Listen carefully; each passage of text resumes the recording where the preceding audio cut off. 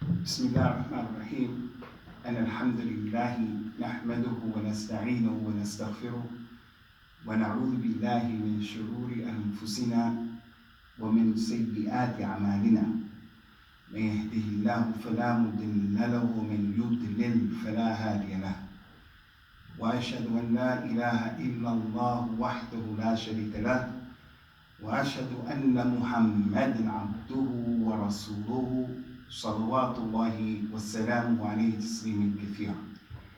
أما بعد فإن خير الكلام كلام الله وخير الهدى هدى رسول الله صلى الله عليه وسلم وشر الأمور محدثاتها وكل محدثة بدعة وكل بدعة ضلالة وكل ضلالة في النار.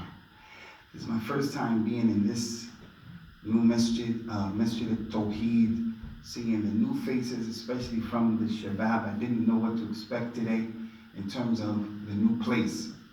As we move forward, inshallah, you younger brothers, you have to remember it's important for you to learn this religion in the correct way. I thought the audience was going to be older today. So now I have to kind of like put it across in a way so that you'll benefit and so that you'll understand. But it's all okay, inshallah azza wa jal. We ask Allah by His Ism al-A'lam to give this masjid the tawfiq, inshallah, to be a beacon of light, a beacon of the sunnah in this city, in this area, teaching the deen of Allah azza wa jal with wisdom and being unapologetic, but teaching the religion the correct way. This issue that I was asked to talk about, liberating Palestine, it was brought up a while ago when it was really hot. It was really hot for us now. It's not as hot as it was, but it's still hot for the people in Palestine. Just last night, they suffered a number of casualties again, and it's been like that ever since it was on the news a long time ago. But it just goes to show that after all of the time that has transpired from when it was really hot until now, a lot of things have died down amongst the people who are very, very excited from the Muslims. So the issue here that we want to present, I want to say, I think people went to two extremes as it relates to the challenge that had happened, the oppression that took place, the apartheid, people in Palestine, the issue of Palestine. A lot of our Shabab don't know, like a lot of older people don't know, what is the history of Palestine? What is the map of Palestine? How did Palestine turn into Palestine? And then we have people who, this is the reality of our community, and I'm not blaming anyone, it's just the reality. We hear this place, Palestine, but a lot of us don't know about the details of the long history and suffering of Palestine. So if we're going to address the issue as people giving a khutbah, giving lessons, we should address the issue knowing the level of understanding of the people. It shouldn't just be based upon emotions, being extreme. This is a bigger problem. So I think if people went to two extremes as it relates to the issue itself, we want to come to the basic of what we wanted to present to you today. To stop us from in the future when these things happen, because when I became a Muslim in 1986, Ramadan was not Ramadan unless the Palestinians were being murdered. So every Ramadan this thing would kick off, especially way back then.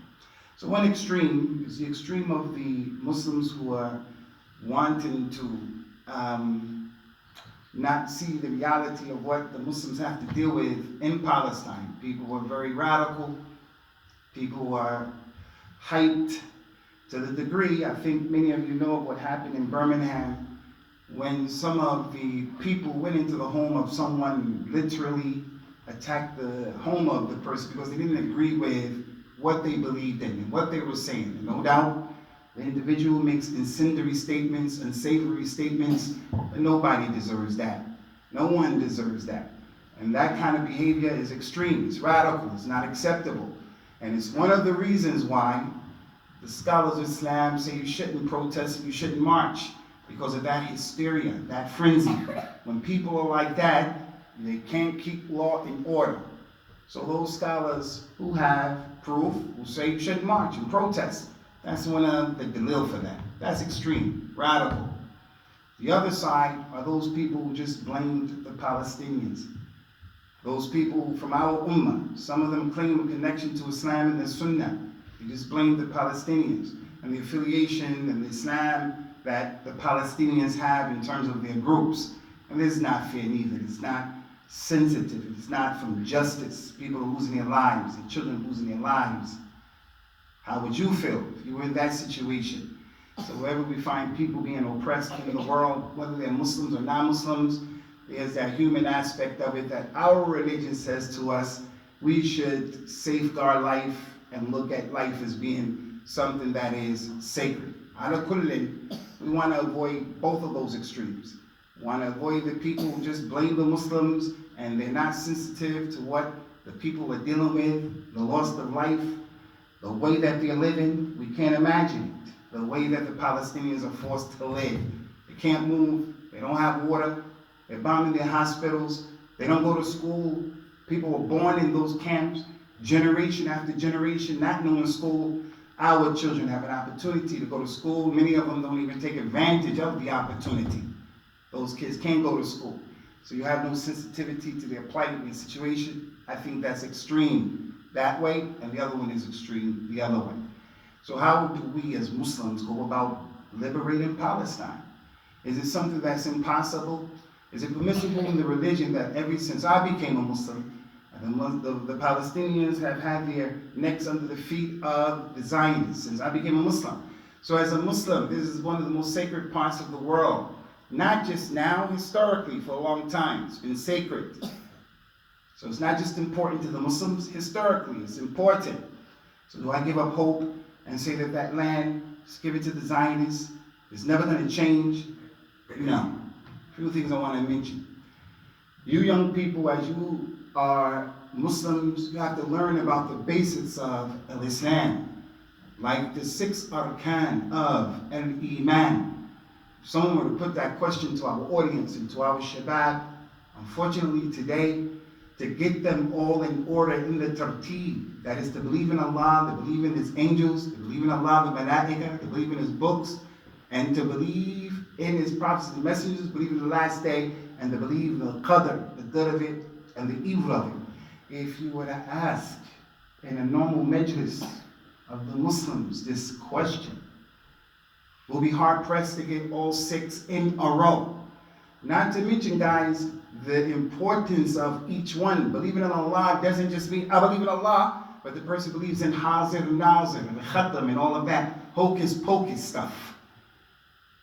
When a person says that I believe in the Malaika, it doesn't mean I believe in the Malaika, but he's watching cartoons and his image of the Malaika is little white naked babies flying around because he's not being taught his religion. You know, all of these issues are deep.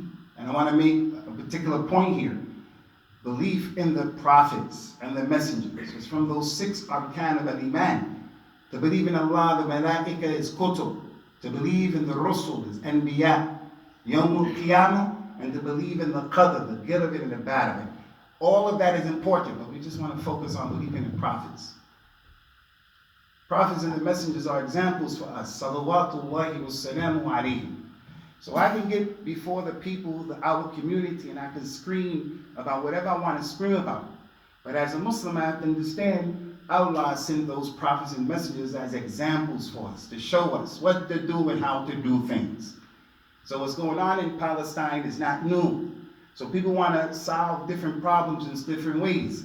And I don't want to oversimplify the issue and just say you can just go to the Quran and just figure out every problem. But in the Quran and in the authentic Sunnah of the Prophet ﷺ, as Muslims, if we understood this religion, we'll know how and how not to deal with issues. When you don't know your religion, you don't know how to deal with issues. Allah described Ahlul Kitab, Allah described the Mushrikeen, those polytheists. He said about many of the people, وَمِنَ النَّاسِ مَنْ يَعْبُدُ اللَّهِ عَلَى حَرْفٍ. They are those people, they worship Allah, they don't know what they're doing. They don't know what they're doing.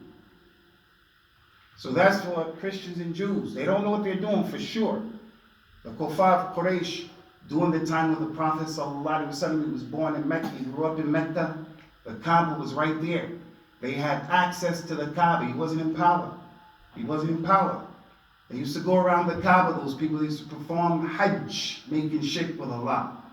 And Allah mentioned about that issue. He said about them in the Quran, وَمَا كَانَ صَلَاتُهُمْ عِنْدَ الْبَيْتِ إِلَّا مُكَانٌ وَتَصْدِيًا.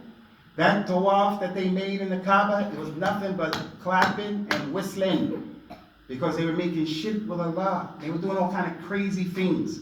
Why did Allah tell us that? He told us that because we can't be like those people. You gotta know our religion. So the prophets and messengers in our religion, they are the examples. All of them, they went through trials and tribulations. Trials and tribulations, like everybody in this masjid is going through trials and tribulations, you'll continue to go through them. The prophets are the best people. Those Palestinians, Bangladeshis, Mayapuri, Kashmiris, the Syrians, everybody's going to go through trials and tribulation on a personal level and on a large level like that. It's no different from what happened with the prophets and the messengers before. So as Muslims, that's what we have to look at. We have to look at how they dealt with this situation. We don't come up with ideas today. I understand, I respect social media. You guys are millennials, you're very young, and young people tend to believe, especially now, that you have something to say, you have something to do. And that's true to a certain extent. But in the religion of Islam, it's not that kind of fawda, it's not that kind of confusion that's going on. So Allah, He tried all of those prophets and all of those messages. And that Quran is replete with those examples. Not one ayat, 2, 3 ayat, 4, 5, 6, 7, 10 ayat. Allah clearly telling us He's going to test the people. He said in the Quran, asking the rhetorical question, and no one should be in doubt about the issue. أَحَسِبَ النَّاسُ أَن يُتْرَكُوا أَن يَقُولُوا آمَنَّا وَهُمْ لَا يُفْتَنُونَ. Do the people think you're just going to be left like that? And you say you believe, you're a Muslim, and you're not going to be tried? No, people are going to try you. The Muslims are going to try you. Non-Muslims are going to try you. Young kids, right here, you're going to be tried.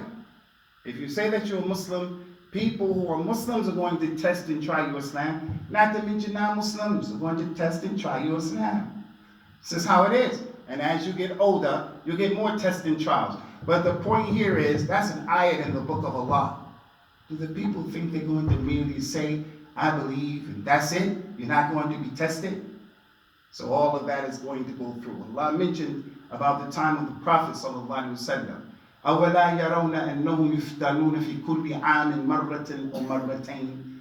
Those companions who were established in Islam, and they were weak and they were oppressed, and they were in Mecca for 13 years, and they had to leave that place.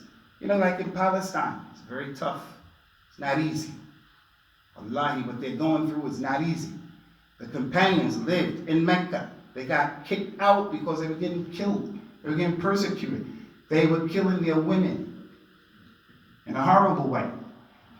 This is not just, you know, the khayyulat, the imagination and kalam from Hollywood. They were killing women.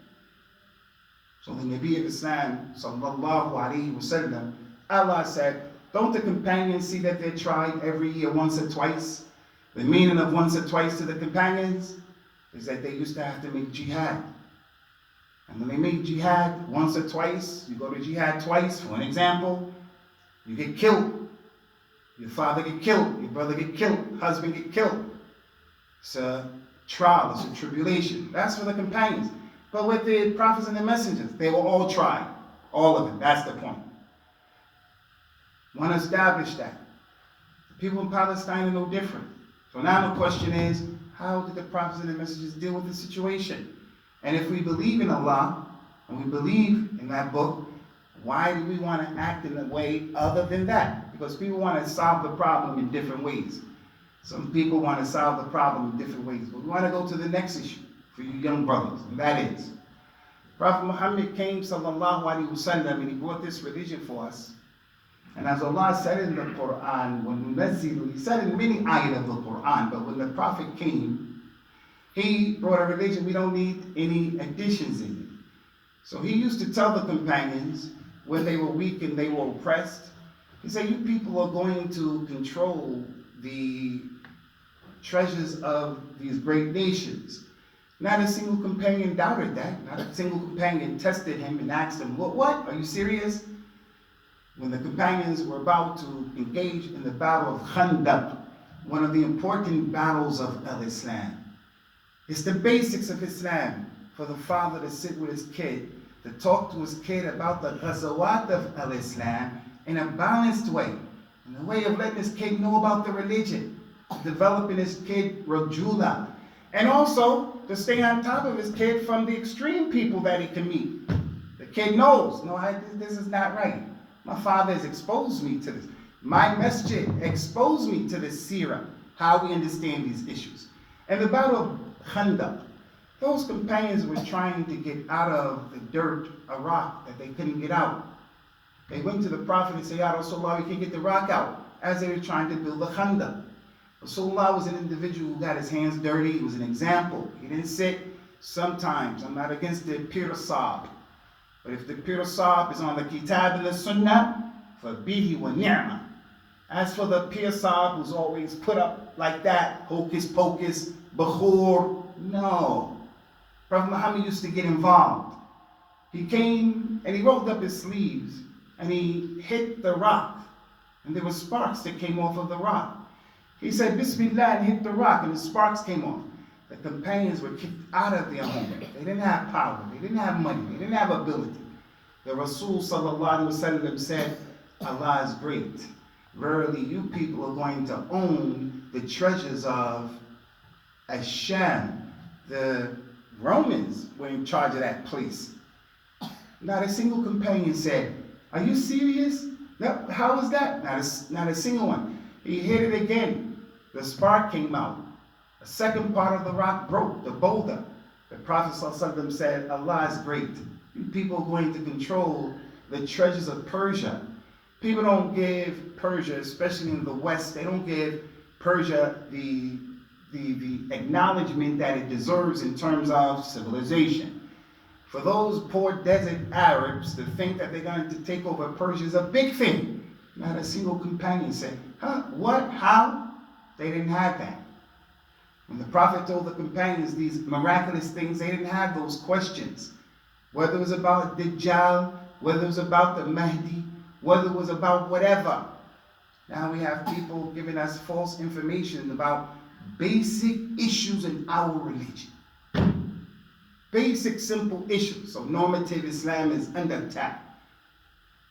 When he hit the rock the third time, he said, you people are going to control Yemen. I see at the doors of Sana'a, I'm going to come in contact.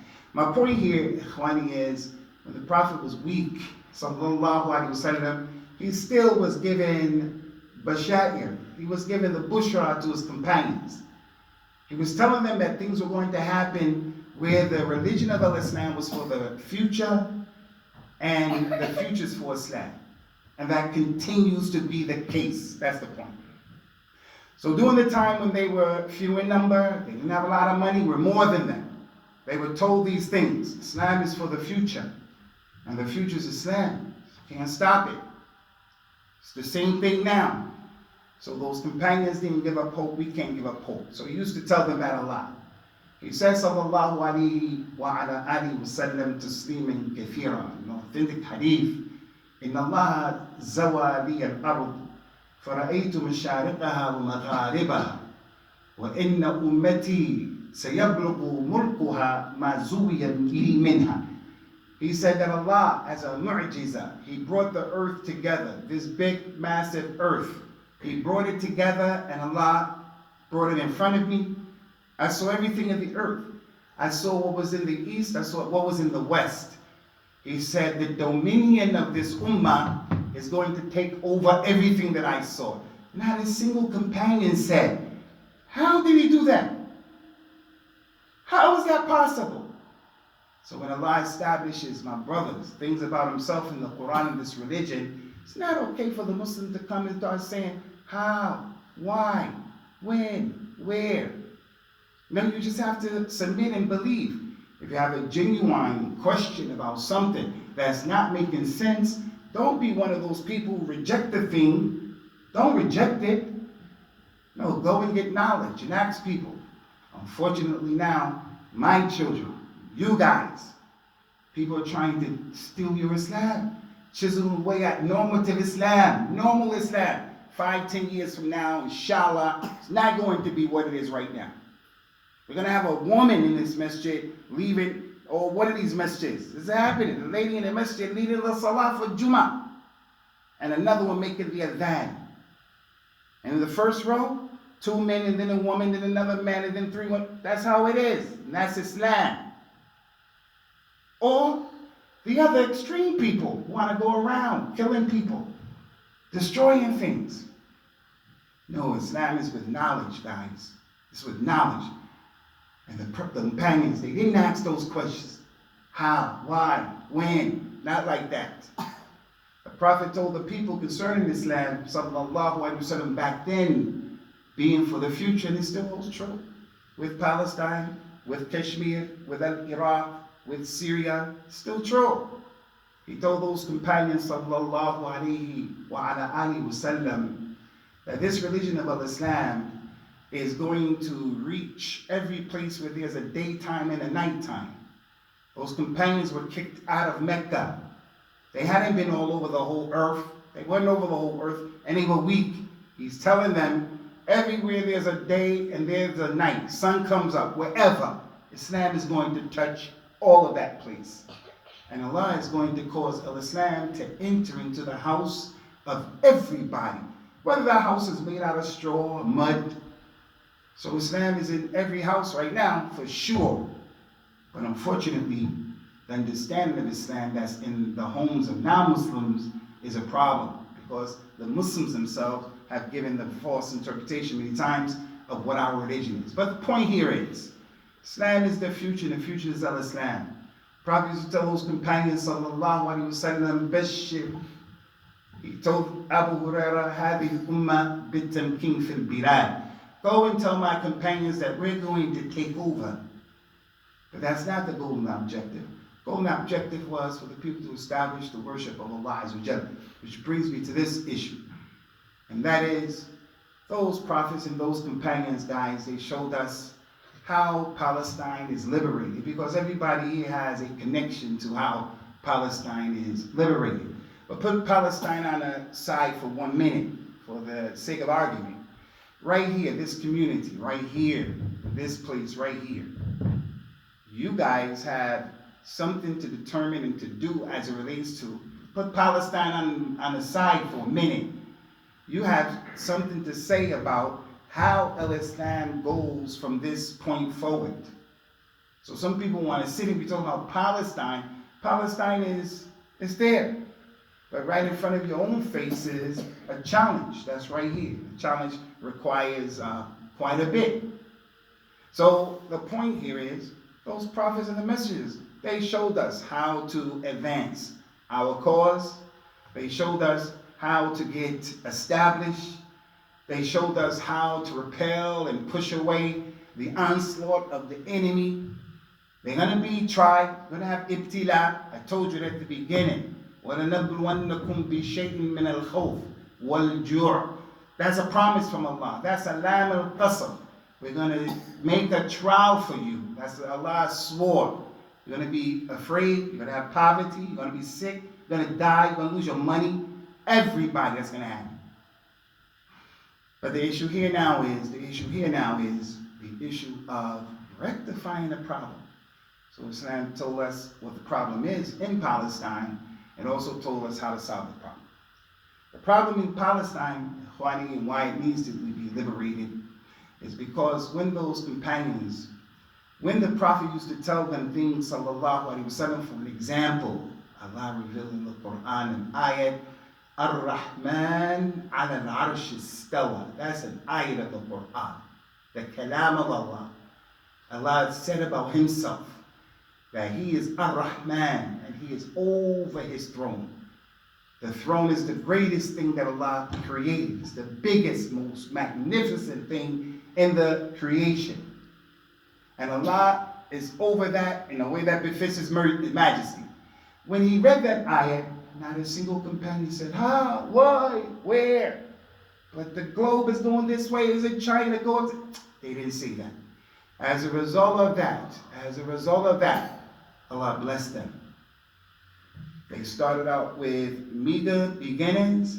Rasulullah sallallahu alaihi wasallam, Abu Bakr, Khadija, Ali, and Zayd ibn Haritha, radiyallahu anhu. 5 people Islam started in Mecca, and they were undercover, and they were afraid. And his dawah was a dawah where if he knew you, he just went to you and he gave you dawah. He didn't give dawah in front of the people with a microphone or in public. You were his friend, he would go to you and give you dawah. Because he trusted if you didn't accept the dawah, you won't turn him in, you won't kill him. Some people accept it, some people reject it. From those 5 people, Islam grew and grew and grew until Abu Bakr became the Khalifa, Umar became the Khalifa, Uthman became the Khalifa, Ali became the Khalifa, may Allah be pleased with them, and Islam started spreading all over. Because those companions didn't ask those questions. How, when, where? When the religion said it's like that, it's like that. I want to make this point, guys, and I have to make this point. And that is, I have children like you guys. And my children, I got some real religious ones, and I have some who are a challenge. This issue with the PlayStation, the PlayStation. And I tell people all the time, if you are a parent and you have a child and the salat comes in and your child gets up and makes wudu on his own, on her own. They just make wudu on their own without anybody telling them. And they pray. Then you should make sajda to shukr, to Allah. Thank Allah. Because many of the people are not like that. I saw some of the people over here, I was just listening to the brothers memorizing the Quran. They're not the majority of the community. The Shabab who are the Ashab al-Quran. So those brothers who are running this program, and the brothers who are the teachers, don't sleep on and make istiskhar with what you're doing. I'm looking at those kids and I was saying, this is how Islam remains. People taking care of the Quran and learning the Quran, we have to do more. So when those companions did not ask those questions, they took over. But when the companions died, the next group of people came and they started asking some questions that the companions didn't ask. And then they went. And then the next group came and they started asking more questions. And then they went. And now we have what we have now. There's a verse of the Quran I want to share with you. It could be understood 2 ways, but it's putting the finger right on the issue. Allah Ta'ala said in the Quran, إِنَّ اللَّهَ لَا يُغَيِّرُ مَا بِقَوْمٍ حَتَّى يُغَيِّرُ مَا بِأَنفُسِهِمْ. Allah won't change the condition of a people until they first change their own condition. One way of understanding that is that the companions were on the religion of Islam. And that's why it spread. They were on the religion of Islam. And then the next people came and they started changing what the companions were upon. They started doing, like I told you, the khatam, the yarmi, the mawlid. They started doing a lot of this thing that's not from the religion. You ask people, where's that birthday party thing from and all of this?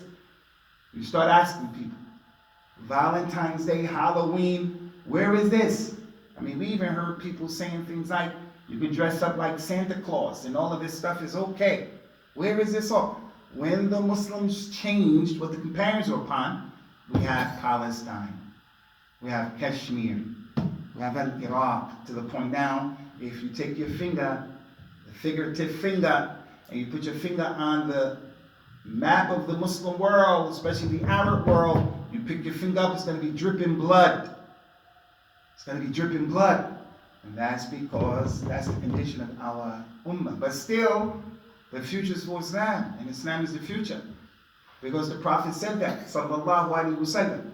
And the things that he has told us about, some of them have not unfolded, which clearly indicate that what's going to happen in Palestine is going to change. But that's going to change when? The second part of the ayah, the other way you understand it. So the people change what the companions were upon. Allah changed their condition to what we have now. Allah would change this condition of Palestine and Kashmir and Iraq when the Palestinians and the Iraqis and the Kashmiris and the rest of the Muslims change what we're on. When we change what we're doing. And it's a big job. So the brothers who are giving dawah and the brothers who are helped to be responsible for the dawah, it's a tragedy. It's a tragedy. It's a miscarriage of justice We have all of this dawah we have to get to try to spread the sunnah, and I don't have anything better to do except to take you as an enemy, a person of the sunnah, and wasting time. All of this opportunity, responsibility. So the call here, Ya Shabab, the call here is, as it relates to Palestine, you guys don't get knowledge of the basics of your deen, you'll be like that piece of paper that's in the wind, and you'll blow any way and any place that the wind takes you. The wind meaning whatever this person is saying today, that's what the person's following. You say something tomorrow, the person's following that tomorrow. Just learn the basics of your religion, the ease, the 5 pillars of Islam, and those 6 arkan. I want to bring your attention to another issue about the prophets and the messengers. There's an ayat in the Quran that Allah commanded Rasulullah sallallahu alaihi wasallam. He told him in that ayat, "Isbir kama sabara ulil azmi min ar-rusul." Told him, be patient, Ya Muhammad, the way the 4 major prophets were patient. When we say we believe in the prophets and the messengers, one of the things you should understand about the prophets and the messengers is that there are 5 who are the major ones. There are many of them, but 5 are the majors. And Allah told Rasulullah in this ayah, be patient the way these 4 were patient. Again, would I be able just to pick somebody out in the audience and to say, Ya Akhi, Yusha, or whoever, who are those 5 major messengers? I want to try this. I want to randomly pick one of you guys out, anyone in the audience. It was a really important concept in our religion. Be patient the way the 5 major messengers were patient. As a Muslim, I have to know my religion. I went to India, and in India I saw a monk.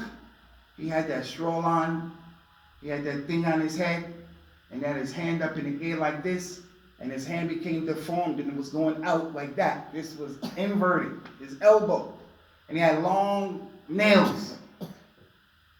I never seen anything in my life. I asked him, well, what is that?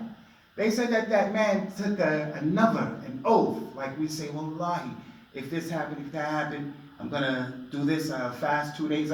He took an oath to keep his hand in the air for so many years for a God that he believed in, and he did that. When a Muslim sees something like that or hears something like that, he says, no way, that doesn't make any sense. Allah doesn't want that from me, and I'm not going to do that for a cow or something like that. And look at how you look. That's the same thing about the religion of Islam. You have to be a person who knows like the basics of the religion. Okay, the 5 major messengers. I'm going to choose someone. Randomly. Okay. Anybody want to try? Anybody want to try? Fadl ya akhi.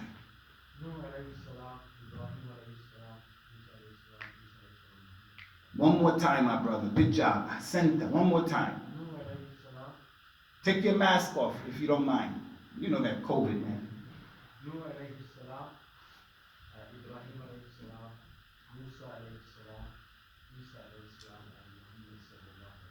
You guys got that? He said Nuh and Ibrahim and Musa and Isa and Rasulullah Muhammad sallallahu alaihi wasallam. They're the 5 major messengers. They're called the Ulul Azm. It's a special name for them. It's like Jibril, Mikael, they're special, Malaika. So you leave this place, that's information that should stick with you. Like if you went away with those names, Nuh, Ibrahim, Musa, Isa, and Muhammad. If you went away with that information, knowing that, and you didn't hear any or remember anything else about the lesson, I feel happy about that myself. Because I feel I share with you some basic important knowledge that I hope you'll build upon after that. So the Prophet ﷺ was commanded by Allah Azza wa Jal, be patient the way Noah was, the way Ibrahim was, the way Musa was, and the way Isa was. You look at their story, all of them started out like Palestine. They had trouble from the people. And just like our Nabi sallallahu alaihi wasallam, the future was for them, although they were having that drama, they were having those problems. So the Prophet's life and his dawah was very similar to those 4 messengers. Anyone who's giving dawah, they had to learn. The Muslim has to learn about that. If we just knew about those basic things, we wouldn't be so hyped unnecessarily. Hysteria and hype. The Nabi of Islam had to make hijrah from Mecca to Al-Medina. Each one of those prophets had to make some kind of hijrah. Noah had to leave. The flood came, destroyed everybody. Ibrahim had to leave. He was going all over the place. Also Musa, he had to leave. He wound up dying and the people were in the wilderness. So Musa himself never arrived to the promised land. Because that's not the job to arrive. The job is to get on the path and do the right thing. Isa ibn Maryam, when he comes back, Ya'juj and Ma'juj are going to come. And Isa ibn Maryam is going to leave. He's not going to deal with them. Can't deal with them. He's going to make hijrah and leave. So how is it now in our religion? Things present themselves to us and we don't know. We have things we can draw from and what happened in the lives of the prophets and the messengers. That is part of our religion. So all I want to depart for you young brothers here today is the message is you have to learn about your religion. It's not enough for a person just to be born into Islam and you take, although that's good, and I have to mention this, one of the reasons why you guys have to respect your parents. You can't be a person who's disrespectful, can't talk bad to your parents. You have to be patient, especially with your mother. She's making all kind of jihad, and a lot of us are very selfish and we don't treat them well. But one of the main reasons is it was your mothers and your fathers who gave you guys the gift of Islam. So if you were one of those non-Muslims, you were a non-Muslim, would you have reverted to the religion? Allah knows best. But you didn't have to deal with that question, that situation. Your parents gave you the gift of Islam. And that's why you got to chill out. You have to take it easy. You have to respect them for that reason. But it's not enough, and this is the point. As Shaykh, it's not enough for a person to be born in Islam, and that's it. He has to know the masjid has rights on him. He's in the madrasa. He comes to the masjid, he has to pray 2 rakats. The masjid is a part of his life. He has to know when he yawns. He doesn't open his mouth like that. He has to know that. He has to close his mouth, keep it closed, and put his hand over his mouth. He goes to the toilet, akramakumullah. He sits down, he does certain things. He has to know all of these things. But we're living in a time right now, guys, where these basic things are being chiseled on a daily basis with our Shabbat. So we ask Allah Azza wa Jalla to give you guys a tawfiq, make it easy for you, and give this success for people who are leading this push here in this masjid, inshallah. Help you guys to establish yourselves firmly with Al-Thabat and with hikmah, the kitab and the sunnah of the Prophet sallallahu alaihi wasallam.